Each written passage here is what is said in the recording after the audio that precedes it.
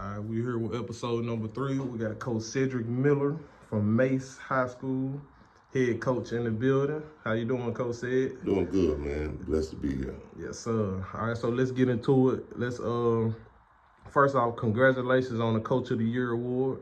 It's 3 times in a row, correct? Correct. 22, 23, and 24. Correct. With 2022 being the first year. How have you guys been so prevailing and so successful so far? It's predicated to my coaching staff and the kind of kids that we have in our building that understand the standards that we're trying to set there at Mase, and these young men have bought in all the way and has continued to strive to be good each year. And it's just proven on the field and off the field with these kids, you know, being able to excel in what they do and also earn scholarships while doing it. It's big, it's huge. So as far as, do you guys, as far as the recruitment of the kids, is it more so of you guys doing a great job recruiting, or is developing, or a mixture of both? It's a mixture of both, but because we're a charter school, we're able to reach out over the whole Shelby County and go out and get kids and help kids out who might be in a strange situation or, you know, in dire needs. You know, we like to embrace those kind of kids, to bring them in, show them love, and developing them to being great student athletes. Okay. And the school is located what part of the city? It's in Midtown, Okay. right across the street from Mississippi Boulevard. Okay. Yes, all right, so the win last night versus Lake County, correct? Yes, sir. 46-0, right? Yes, sir. All right. What was the key? What was the keys to the game of having a dominant performance last night? Last night was a total team effort. The offense was clicking from the very first start, led by our quarterback Brody Whitaker, Cadence Nelson, Christopher Watson, Deontay Jones, the 3 trio. Those guys just made plays all over the field, and we just executed on the offensive line with our blocking schemes and with our pass protection that allow us to have a lot of explosive plays last night. And the defense played lights out. I think we probably gave up a total of maybe 40 yards the whole game. So, you know, those guys have bought in all year long. You know, I think this was shutout number 7. So out of 10 games, we just shut people out. So I think we just got to continue to get better each week. Yes, sir. Yes, sir. What's the linebacker name? Mr. Football? Stanley Burrow. Stanley Burrow. Yes. So what is it like coaching him? How is he as a student athlete? Student athlete. He's at a 3.8. I think he had like a 20 or 21 on the ACT. Stanley is a student of the game. Me playing linebacker personally myself in college, so it's a blessing to see that you can pass your skill set and your teaching and your skills down to another young man who's embracing what you're teaching him, and then you see the product out on the field. That's good. Good to hear. What's some other good position defensive guys you got on the defensive side of the ball? Akeem Hunt, sophomore, tackling machine. He was a co-defensive player of the year along with Stanley Burrow. Okay. Jamarcus Pittman. He's a D lineman. He's a sophomore, 6'5", 305. Been dominant. He has 55 tackles this year. Had like 10 sacks, like 13 tackles for losses. I mean, he just is an athletic, big kid, great kid, you know. So, and then you have Amari Carrick, D tackle, has had a great year, came back from knee injury last year. Then in the secondary, of course, you got Cadence, you got Christopher Watson, you got Deontay Jones, and you have Darius Smith, you know. So a lot of these kids are in their 2nd or 3rd year. They're at Mase with us. They came over from Mase. A lot of them, this is the last class of the 9th grade class that was at Mase with us that's now seniors. And I think in 4 years, they've only lost 4 games. So, you know, that's a big accomplishment for these young men that we coach. Definitely. And for yourself as well. So obviously with you being a defensive player, that's where you're hanging hats off. Do you call the defense? Yes, sir. Okay. I call the defense. Me and Christian Johnson, we bounce stuff off each other. And, you know, him and Drayvon Mitchell, who's the secondary coach. So those guys, we come together on Sunday, work our game plan out, and then we just put it to work during the week. Yes, sir. So as far as studying the game, when you're going into facing an opponent, you know, what is it like? You know, how do you assess it? Okay, well, first thing we want to do is find out what they like to do. And we try to eliminate those plays. So we don't want them playing with their right hand, we want them playing with their left hand. So we try our best to go in and figure out what they like to do on first down, second down, third and long, third and short. And we try to eliminate those big plays or their favorite plays that they're comfortable running and try to make them play to our style. You know, we want them to adjust to us, not us adjusting to them. So we try to do, you know, we have an attacking style defense. So we're going to cause havoc on your blocking schemes. We're going to put you in a position that you're not usually in. So we just don't want you to be comfortable. I love it. And obviously it's paid off. You've been successful, you know, with the decorated, you know, awards the past 3 to 4 years. Yes, sir. Yeah. So it's kicking back off to, you know, you being a linebacker. You graduated in 1997 at the University of Memphis. Correct. How was it in college, and who was the coach at the time? In 97, it was Rip Shear, was the head coach, and Jim Pletcher was the defensive coordinator. It was great. I had set out my the year in 96 due to some academic things, being young and dumb. Came back my senior year, finished with like 75, 80 tackles. I was probably the oldest guy on the team at the time. They called me granddaddy. But, you know, those young guys bought into what we were trying to do and the kind of style of defense that we were used to playing those years before. You know, Marcus Bell was a freshman. We had Dries Bashir that was a freshman, and those guys went on to become NFL players, you know. So just being around, dumping some of the knowledge off to them, some of the mistakes I made as a young man, and, you know, just telling them what not to do and how to make sure you stay successful. Yes, so back then, 70 to 80 tackles, they had to be some type of conference record or something then, right? Well, I think I made second team all conference. Okay. I was the second leading tackle on the team. But, you know, back then, you know, you had a lot of good guys that played linebacker and a lot of other things in our conference because, you know, in that conference back then, it was Southern Miss, you had Cincinnati, you had East Carolina, you had Tulane, you had Houston.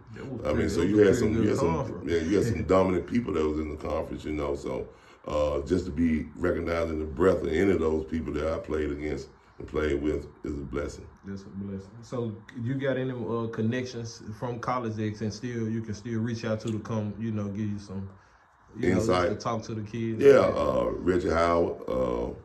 He's in Memphis, back in Memphis now, defensive back coach. I can reach out to him. Mike McKenzie, Marcus Bell, a lot of those guys that I played with. You know, Isaac Bruce, have a conversation with Doc Holliday. So, you know, a lot of those guys that I played with at Memphis are either now doing big things in the professional world or they're still on college level giving back to the young men in whatever city they're coaching at. Okay, that's good. It's always good to build those connections and relationships. What inspires you to coach? Or who? I go back all the way to my junior high coach, Philip Jett, you know, and Leslie Rogers. You know, those guys laid the foundation of being a great teammate, for one, being disciplined, being a student of the game. Now, I never did think I would be a coach, but the year that I set out in college in '96, I became a Pee Wee coach for the Whitehaven Raiders, this practice over at Oakshire, and I fell in love with it because I had the young kids. I think I had the 6, 7-year-old kids, something like that. So it was fun for me then. Then I think I gained a passion then on wanting to help young kids because somebody helped me. All right. So was you over there when what's the director? My guy over there right now, Steve Brewer.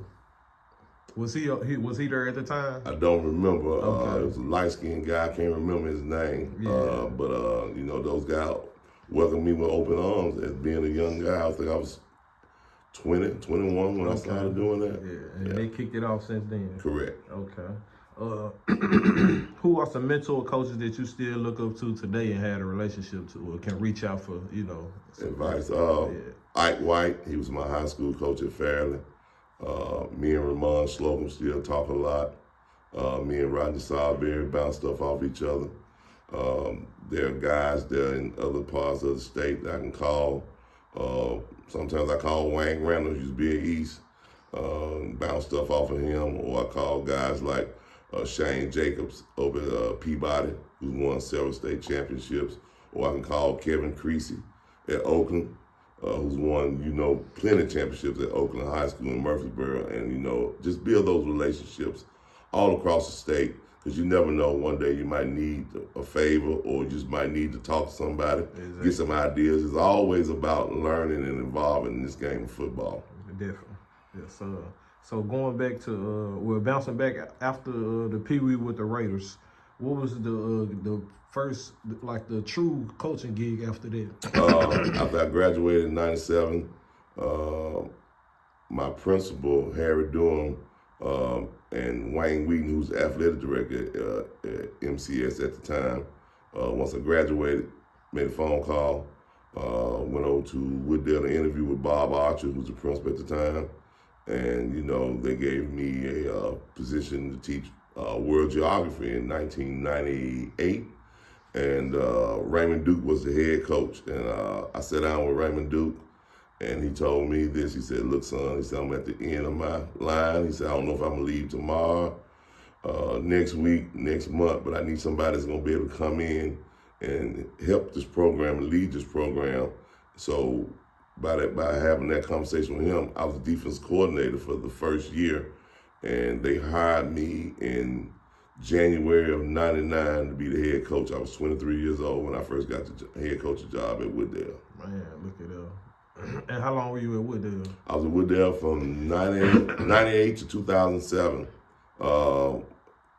Had Dontario Poe, Rod Davis, all them guys, Marlon Walls, had a bunch of good kids then. And I left after Rod and Jeremy Perry and them left. And I opened Southwind in 2007. So I was head coach of Southwind from 2007 to 2015. Okay, and from Southwind you went to Mars. I went to Mars, yeah. Charter school, couldn't turn the money down. I can't tell no lie. I enjoyed coaching 6A football, but I like challenges. So Mars hadn't won more than 4 or 5 games since 2003. And you turned it completely around. Right, and I just took the challenge to go out there in the North Memphis area, the Nutbush area, and try to help some of them young men out there that in certain parts of town that need a lot of love, and need a lot of leadership, and they need a father figure in their lives. So that was my goal, to go out there and change that program around, and to show everybody that you don't have to go to all the big schools to get your name out there. You can go. Exactly. It's about what you do on the field, how you perform in the classroom, and it's about marketing. And with me having the connections that I have with these college coaches, I made some things happen over there at Mars, and we just continue to do that day in, day out. Yes, sir. What was the greatest challenges at Mars? The greatest challenge when I first got there was facilities. Didn't have a weight room. Didn't have really nowhere to practice until the executive director at the time, Corey, bought the land behind the building, which was about 80, 90 yards of field. And he invested a lot of money into the program. We're buying, like I said, weights, sleds, you name it. And, I told him, I said, in this era, the young kids want to look good. So, he invested in buying several uniforms that we could profile.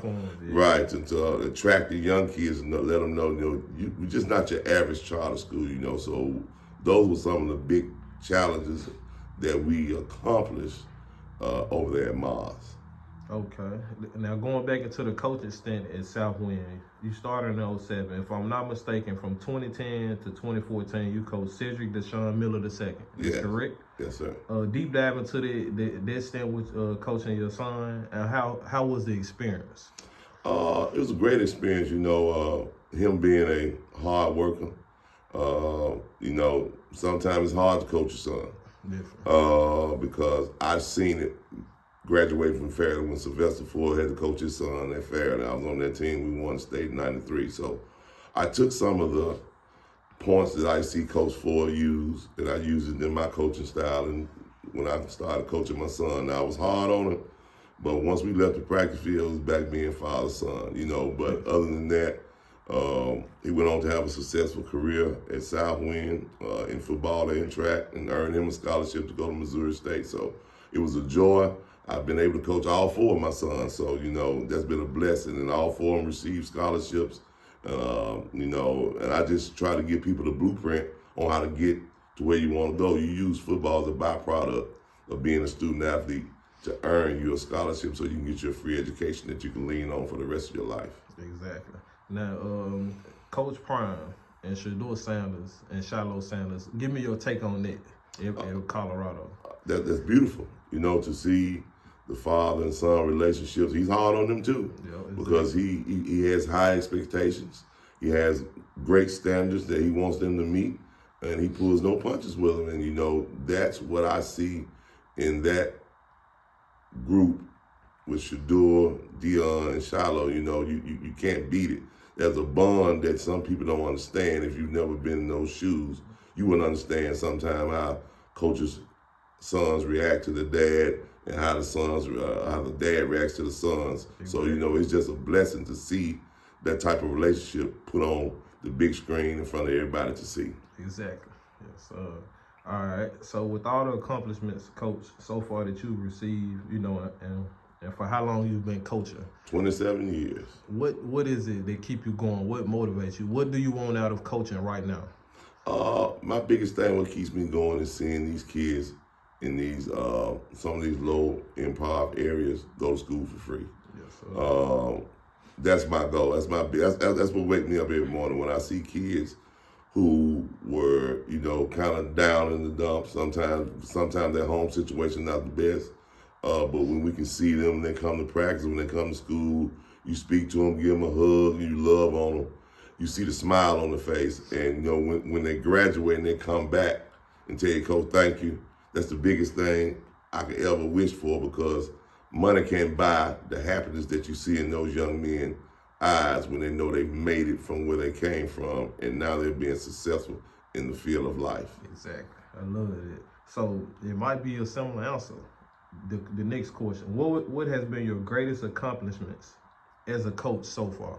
The biggest thing I think the accomplishment is turning programs around. Yes, sir. Everywhere I've been, nobody never gave me keys to the Cadillac and told me to change the oil. So when I got to Wooddale, they had some losing times. Helped bring Wooddale back to its prominence. Starting Southwind, getting it off the ground and having successful years, putting 7 kids in school. Then going to Mase, where, like I told you earlier, they had losing seasons, bringing them to region championships, 3rd, 2nd round playoffs. And then the last place I'm at now is at Mase. And just to see, because we should play Mase every year in the Charter School Classic. And to see where it started from and to where it's at now, and the potential it has to be, is the biggest blessing to me, because being able to turn programs around and make sure kids get what they need on and off the field is my biggest goal, because everybody that's on my staff at Mase has either played for me or been around me for about 20 years, Christian Johnson, Drayvon Mitchell, Cedric Miller, the second, Terrence Partee, they all played for me at Southwind.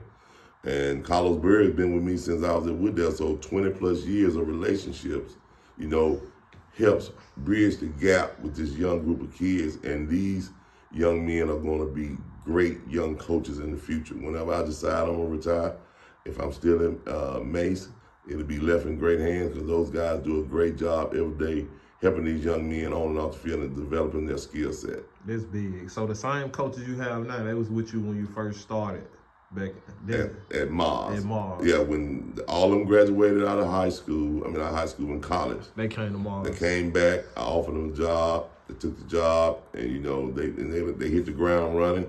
It hadn't changed since, That's big. Yes. So, but Coach Carlos has followed me from Wooddale, Southwind, Mase, and to Mase. He's been my right-hand man, so Okay. He's been down in the trenches with me for, like I said, 20 plus years. That's your offensive coordinator or defense? What did he specialize in? His biggest thing is Carlos is my running backs coach, and he's my discipline coach. Yes, sir. Every school needs that. He handles a lot of stuff that I don't have time to handle.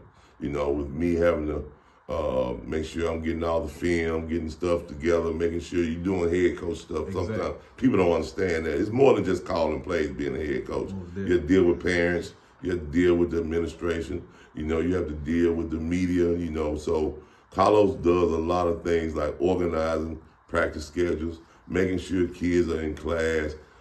He does my academic folder every week for the kids. So those are some of the things that I don't have to do as a head coach that I rely on him to do. So he's done a great job in the 20 plus years. Oh yeah. Man, people don't understand, man. Even with my first year coaching, man, it's good to have a number one assistant like that, who can take care of the small things. Correct. It takes a lot off his shoulder. Correct. The encouragement, how do you feel about Memphis football in today's setting? Do you think high schools, football in general, do we have the resources and tools that we need? Do you think it's a cap on it, or we could be much better? No, we don't have all the resources that we need. I think if somebody would really just understand what we have a great product. You have some of the best athletes in the country that come right out of Memphis. Quiet as kept. But we just don't have the resources like a state of Texas or Florida or Alabama, that pour money into athletic programs where everybody has a field at their school, everybody has turf, they have a real weight program, they got boosters that's behind them, and able to push these kids to be great academically and athletically. Now, we do what we do with little, but we make it a lot. Exactly. And what I mean by that is we don't have all the great resources, but we find ways and innovative ways as coaches in this city of Memphis to make sure we're giving the kids the best that we got by, sometimes taking them to camps, taking them, taking camps, academic camps, doing things that normally high school coaches don't have to do in other states, but we do it because for the love of the kid. And that's the biggest part I think about Memphis. We've grown in that area by our promotion of these kids, putting them on a bigger stage, with podcasts. You have a lot of people come out and film the games and able to get more exposure to these Memphis kids who've earned the right to be there. Yes, sir. Okay. I love that. And way to go into details about it. All right, let's get into it. We're going to wrap it up. Give me 5 of the best defenses that you have seen in Memphis, within the city or surrounding city, Collierville, just in general. This year? Yes, sir, this year. Okay. Collierville won. We scrimmaged Collierville. I told people at the beginning of the year they were going to be good. A lot of people didn't believe me. Fairly defense is good. Mitchell, they had a great defensive stats year. You throw us in there. Then you look at Germantown and Houston. Okay. And what set these defenses aside? What have you seen? From Collierville point, they have a great 1-2 tandem at the defensive end spot. Number 23 and number 3. One of them is up for Mr. Football. Fairly, from what I've seen from the film I've seen them, they just get after the ball. They believe. They've bought in what they've been doing in the last 4 or 5 years. Then Houston is defending state championship champions. So those guys, Cedric James, Andre Allen, D. Miller, all those guys, they just bought into what they've been doing over the last 3-4 years. And you look at Germantown, Earl Harmon has been a great defensive coordinator everywhere he's been. And then, like I said, you look at us in the last 5 years. We've been ranked no less than top 5 in the city, including the state in total defense, because that's what we breed. Everybody that's on my staff pretty much is a defensive player. So that's one thing we believe in. But offense sell tickets, defense win championships. So we ingrain that in our kids' head. So we like the fact that we challenge our kids. That's why we scrimmage who we scrimmage in the summertime.